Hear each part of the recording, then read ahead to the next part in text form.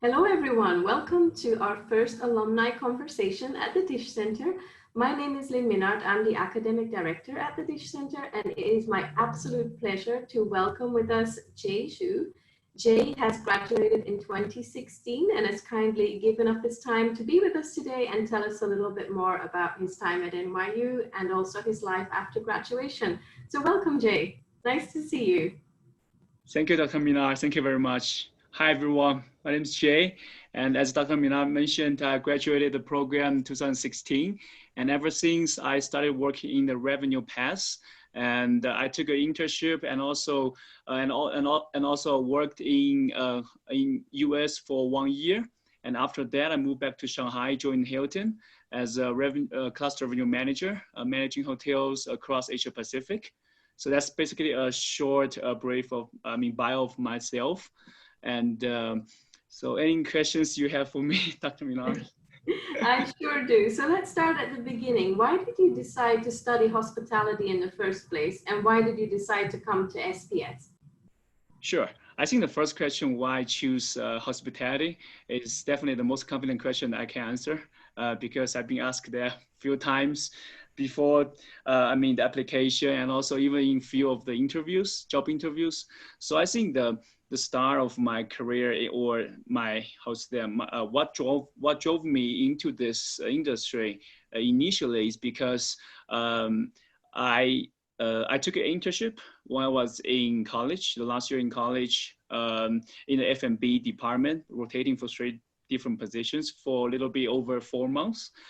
It was actually quite harsh and tough to start with because you have a lot of work to deal with and also different shifts, even covering the night shift. So the work schedule, a lot of the interns and my batch dropped out, but actually I survived and I actually truly enjoyed the, serving the guest, communicating with the guest, and seeing them getting satisfied with my service. So I think that was the initial trigger, and for me to decided to join this or to start my career in this field.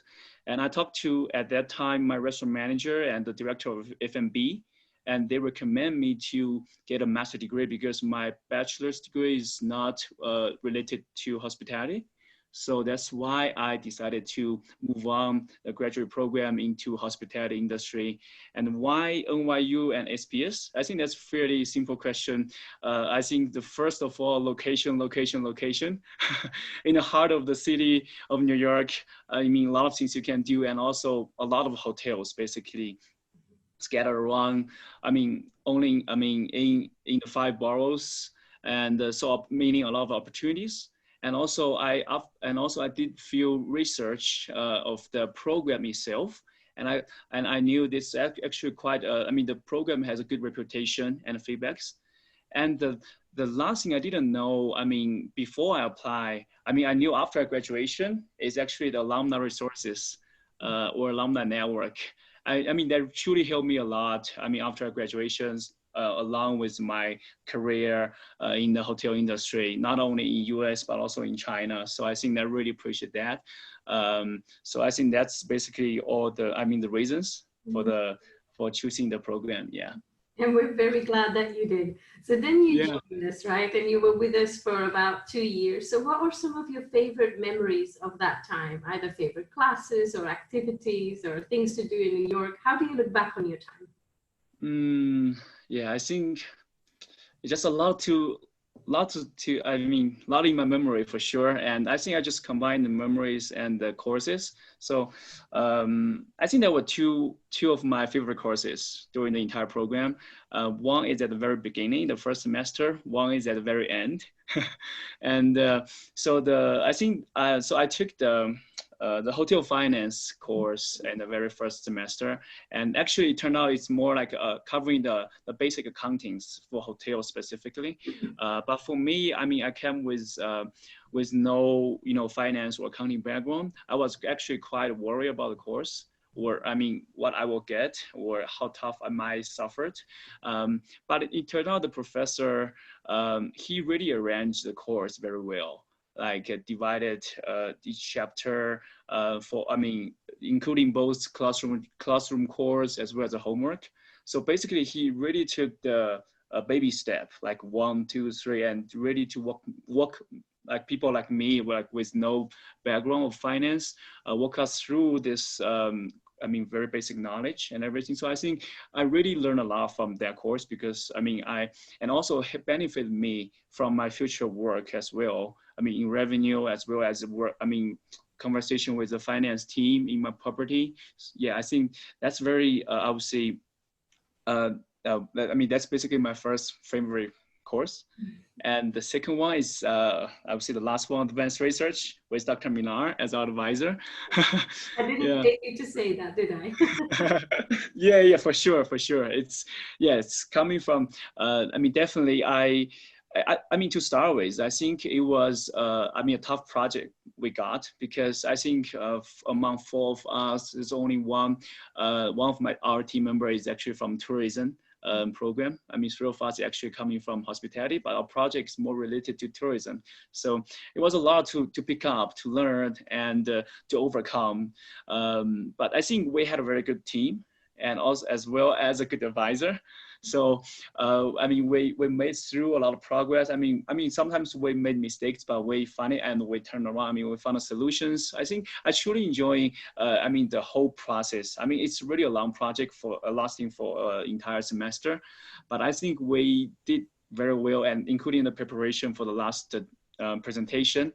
And I think we also made a good delivery on the last show of our program. I think that's a very good ramp up for us. And they're also leading to the graduation, which definitely one of my best memory for the whole, during the course of 2 years. A lot of things happening during the graduation season for sure, like, commencement for the whole entire university and also for our school. And taking a lot of photos, celebrating with friends, and also my parents traveling, their first time coming to States. And yeah, a lot of things to recall. And definitely the violet light up on the Empire State Building, it was definitely, one of the best memories. And even for now, after graduation, I'm still following the graduation season each year just to see like the lights, the picture of the Empire State lights. It feels like we're taking over the city on that night. Yeah, it's very good memory for sure. Beautiful NYU traditions for sure. Was there anything else you enjoyed about living in New York? Like maybe things outside of classes or student activities? In New York, yeah, I think, I enjoyed quite a lot, because we have a small gangster of us. We call ourselves like NYU family. We still connect with each other after graduation. For me, it's a little harder because of the internet. After I moved back to China, but we still, once a while talk to each other through different social media channels.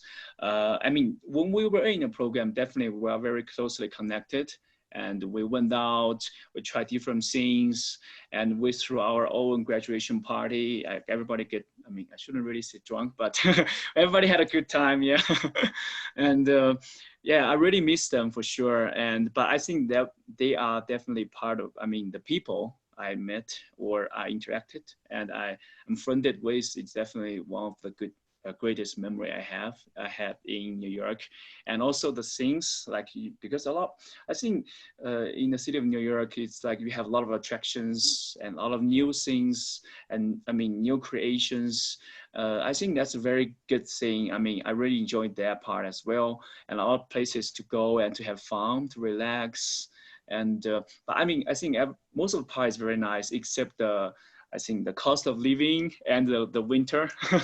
I'm not really a winter person. So I think that's part of the reason why after graduation, I moved to Hawaii for work and also for, I think, a different environment, I think, yeah.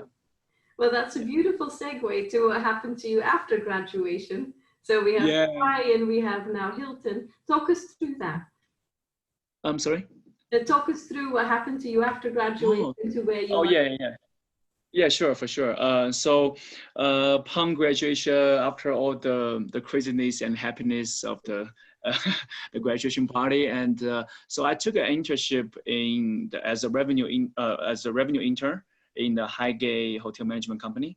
So actually there was also, so I think that's the first time I started to benefit from the alumni network, because there was a referral from one of our alumni. So I got an internship, and after 3 months, basically I applied to get promoted to a full-time as a revenue analyst. So I was waiting for the opportunities, and Hawaii came up, and I was definitely 100% willing to, I was 100% willing to relocate. And so I took that opportunity. And so that's why after, I think 3 or 4 months after graduation, I moved to Hawaii. And so I worked there over a little bit less a year. It was on the Waikiki Beach, in the heart of the Honolulu, and it's a franchise Marriott. So I was getting also exposure to a different brand, because when I was in New York, it was basically independent hotels.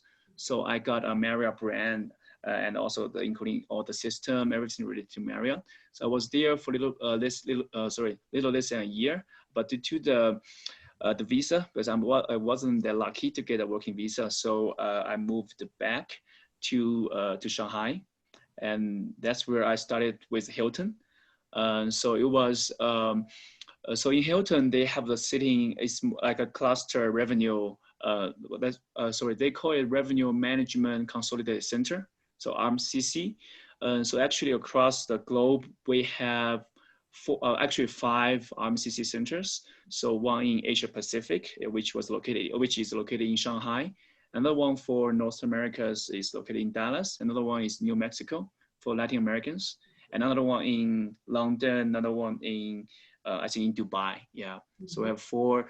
So basically, I think that's a very good. I think it's a completely different working environment, because I was moving from a property level to a cluster or corporate level. I mean, definitely there were pros and cons on each side, but I feel I was lucky to experience both sides of the working environments. So since I joined Hilton, it has been I think almost 3 years. Yeah. Almost 3 years working as a cluster revenue manager. Since we're in charge of Asia Pacifics, so I also changed my portfolios over the course of close to 3 years.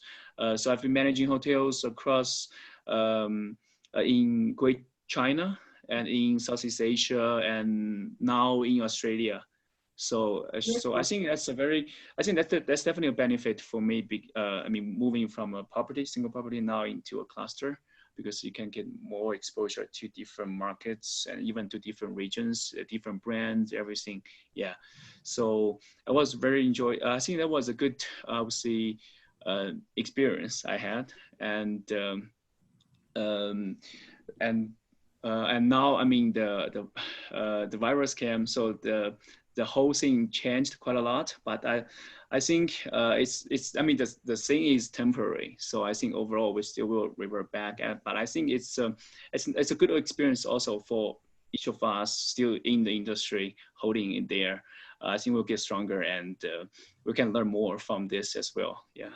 Yes, that is something we should probably bring up in case people watch this later. So we're recording this mid-coronavirus epidemic, and you can probably see from our backgrounds that is why we're not physically together. I'd love to be in Shanghai with you, but we can't right now. Tell us a bit more about that. So at this present moment here in the US, the hospitality industry has taken a very big hit because of the coronavirus. What we're seeing in China and in Asia are signs of early recovery. Can you tell us through what that process has been like, how things have started picking up again, and where you see growth? Sure, for sure. So actually, I happened to join a webinar held by the STR branch in China. So they were, I think, last week. So they were talking about the trend from YTD till April how the China market, or China hotel market has been performing over the course of, during the course of the COVID-19. So I took some notes. I can quickly go through some numbers since I'm doing revenue. So as we know, like we have data from Jan till April. So as we know, I think the COVID-19, the virus started at the end of Jan, close to Chinese New Year in China. So for China market, the February was the worst, get hit the most by the virus. But actually, what the data shows from February onwards, or actually from March onwards, we see actually good recovery. So the number I can share from the STR in China market is they're comparing April versus February. So for overall occupancy, actually the entire China market has increased by 31 percentage points. And for RevPAR perspective, it's 19 percentage points. So it's a quite, I would say, a jump. Overall, we're still declining year over year, but we're narrowing the decline or the gap right now. And for the by segment wise, or by the class of the hotel, the mid-scale and economy hotels is driving actually the recovery. So we see actually to start with, right after the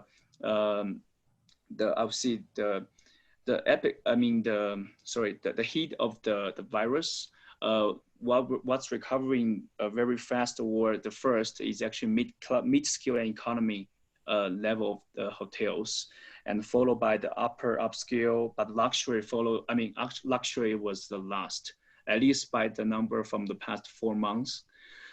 So that's and also they are sharing some very exciting news based on their data is, as we know, there is a labor holiday at the beginning of May.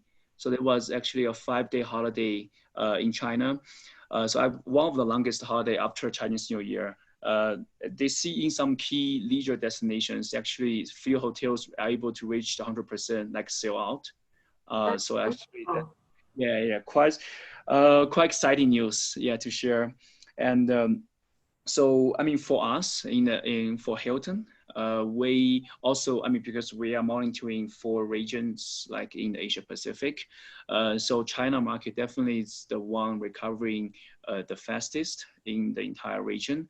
And also I think around 2-3 weeks ago, we are able to reopen all the Hilton owned and managed hotels in China market. Beautiful. Yeah. That so is I think the trend is getting, it's a little slow, but it's very gradual recovery. And also what happened recently was like, I think there is a Congress meeting which recently finished, I think, in China. So some part of the provinces or some part of the country was allowed to have a group tour, inter-province group tour, which was banned previously. So I think that's a very good news, because group tour, which means more demand in a large volume coming into specific destination. So I think the number shows is good recovery accompanied with the policy, the release of the policy. I think overall we are seeing a good recovery pace, at least in China market. And I talked to a few of my colleagues recently as well in terms of other regions. So for example, in Japan, they also policy-wise, although their number is still, the hotel numbers the performance numbers will still remains a little stagnant, but the policies start to get relieved. For example, their national emergencies, they was lifted recently. So, which means more people are allowed to travel within the nation. And in Australia as well, they already started, they reopened the country. So previously, interstate travels was not recommended, and also quarantine was reinforced. But they started to enter into the phase 1 of the reopen.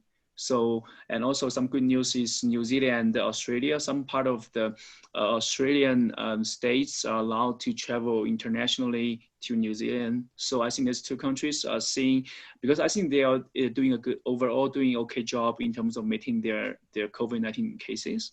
So yeah, I think overall, I mean, China was leading, I think probably the recovery, but other regions are also following.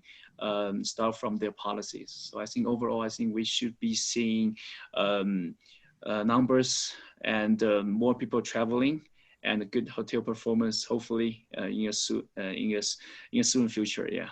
Exactly. Well, that's exactly the hopeful news that we were looking forward to. Even though it's going to be a long recovery, at least it seems better news is on the horizon, which a lot of our alumni are eagerly awaiting. So last question, to end on a more positive note than COVID-19, what are the aspects of your job that you would say you enjoy the most? What is it about working for Hilton in revenue management or in hospitality that makes you passionate about going to work? Yeah, sure. What I enjoy for my in my current job in RMCC, like in Hilton, I think most of my colleagues will agree with me is the flexibility of working. So we are allowed basically not only work from home, it's basically you can work from anywhere as long as you can connect it to the internet or get a phone call, because what we do is on a daily basis is basically having calls with the hotels, because we're all centralized in a small city, I mean, in a small office. Sorry, in a decent sized office. And but we are managing hotels across the entire region. So that's why we have basically frequent phone calls with the hotels in terms of strategies and all the other things. So I think the leadership, I mean, because RMCC in Shanghai, we have, I think it's the 7th year this year. So I think at the very beginning, the leadership are very, I think, open-minded, and they grant the flexibility to the team. So it's like we don't need to punch in and punch out, like we work in the property. So I think sometimes even we're on the travel and we're still having calls with the hotels and doing our work. I think flexibility is definitely one of the best thing we appreciate and we also enjoy it in our office.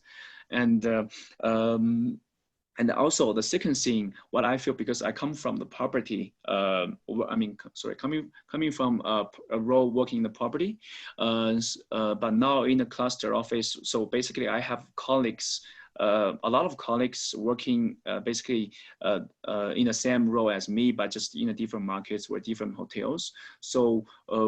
So I have the opportunities or chance, which I didn't when I was working in the property, because it was only me and my director. So I don't have people to ask questions or to discuss or to know a broader picture of what's happening in the other region or other markets, or some strategies might working in different hotels.